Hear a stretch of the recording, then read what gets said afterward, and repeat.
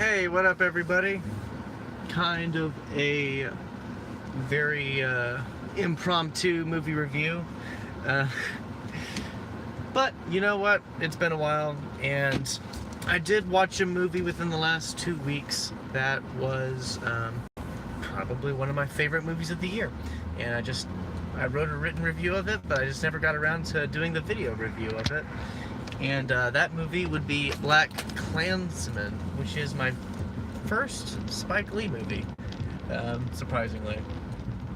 Yeah, I haven't watched Do the Right Thing or a few others that he's made, so I'll probably get around to fixing that little problem there. But yeah, so this movie is based off of probably the craziest true story that you've ever heard of. Or Ron Stallworth, played by John David Washington, yes, Denzel's kid. He goes undercover as a Ku Klux Klansman to investigate any terrorist activities that they may be planning, since they have done that before. But of course, he's black, the first black officer in the Colorado Springs area. So he can't go in there because they'll shoot him up. So who does he call on? Well, he calls upon his friend Flip, who is played by Adam Driver, the Kylo Ren himself. And together they go ahead and infiltrate the Ku Klux Klan to see what's going on. And that's pretty much what it is. I mean, it's just a fantastic movie. It was like, it balances funny and solemnness very well. It gets its point across very clearly. Does it sound like it's preaching to the choir? I mean, it's about racism. Almost everybody's against racism, so sure.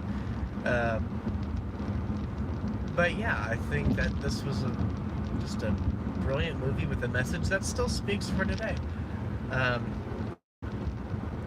loved John David Washington as Ron Stallworth. He was hilarious. Yeah, it's so funny. Like, I think I was watching one of some favorite reviewers of mine. They were saying that he looks like his mom, but he sounds just like his dad. And so that was a little bit distracting, just seeing that or knowing that. But no, John David Washington, he stood up on his own, independent of his father, and he pulled it off well. Amazing performance by him, just hilarious and everything. And Adam Driver as well. Really liked him. He plays a Jewish cop in this movie, and so he's in big trouble too, because one of the KKK members is very skeptical of him and whether or not he's a real white American or not. And so he almost makes him take a Jew lie detector test. You also have a lot of the KKK members. Topher Grace plays David Duke. A lot of them were they were very convincing as racists, I would say.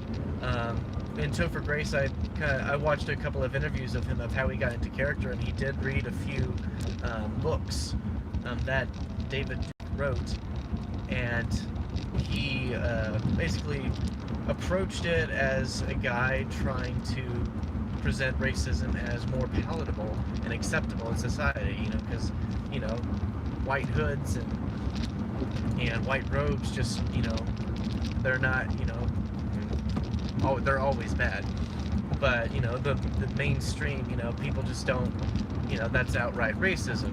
If you make racism more palatable, according to David Duke, people will find it more accepting.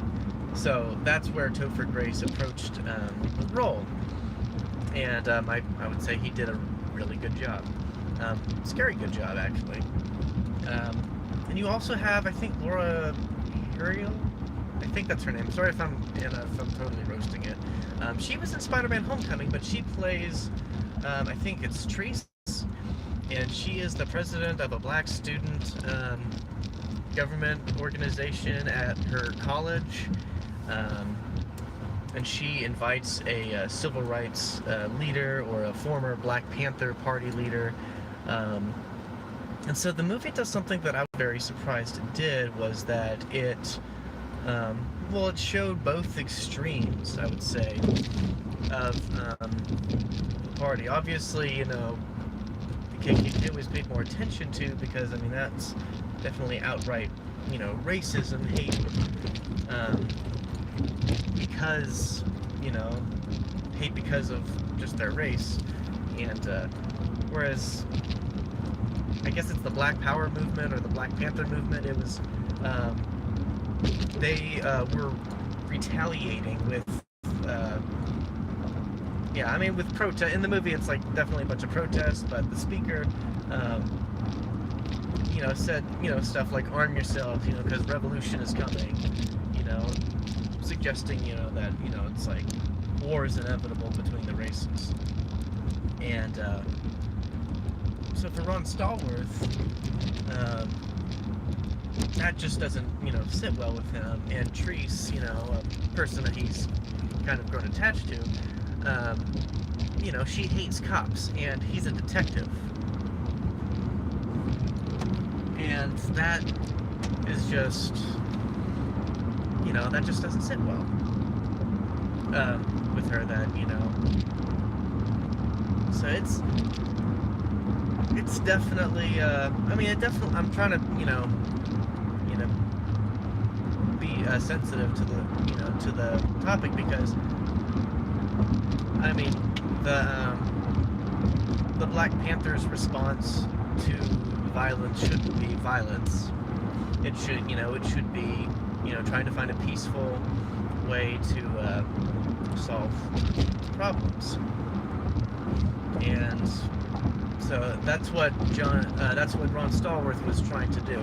He says, you know, that racism can be overcome by going into the system and just, you know, proving that it can be done. So he's the first black cop in, you know, all of Colorado Springs, and seems to me like that it was working great, and that progress was being made. Probably not as fast as some people would have wanted it, but it was progress, according to Ron. I liked the editing, I liked the music choices. Probably one of my favorite sequences was the civil rights speaker going in, and as he was doing his speaking, they had it's like not a montage, but like just kind of a dissolve, like a cross dissolve of like students' faces, just listening to every word that he was saying. So it was very beautifully done. You know, just you can see that the students were holding on to every single word that he was saying. It was really good. There was also very good juxtaposition of the description of a lynching from a guest speaker, again for the same black student government organization, and then the KKK party, I guess, to, you know, for a member being for a member joining, because, you know, Ron Stallworth still joins the, you know, KKK, part of his job. So I mean, there's juxtaposition between the two groups, and there's just anger on both sides. And Ron does a pretty good job. I think what Spike Lee is calling for is a balanced way to deal with racism. Violence isn't going to solve it. Hate isn't going to solve it.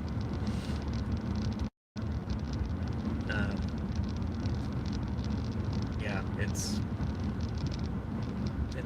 but it's going to be one with love, and it's going to be one by